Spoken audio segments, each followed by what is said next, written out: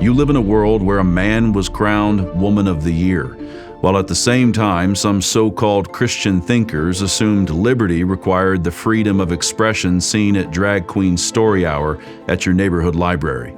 The message of the day to be lodged in every chest that loves the true, good, and beautiful is this: it is one thing for the unclean spirit to go out of a man, and it is another to restore a vital spirit to him. New St. Andrew's College exists to train those leaders with the classical pattern of thinking and living within a confessional, Reformed Christian community. An extraordinary number of our graduates are married, having children, starting companies, starting schools, starting classical homeschool co-ops, the male graduates serving as church officers, and in a word, building the next generation of Christendom.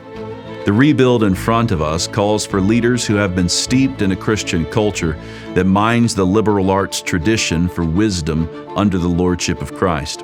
When I say we want leaders who shape culture, I mean that in the most ambitious and audacious kind of way. We want 100 years from now to find out that the senators, the financiers, the entrepreneurs that shaped America disproportionately, we had the privilege of training them and preparing them for that kind of life. We want to train thousands of years of successive generations of covenantally faithful graduates who go out to subdue the whole earth.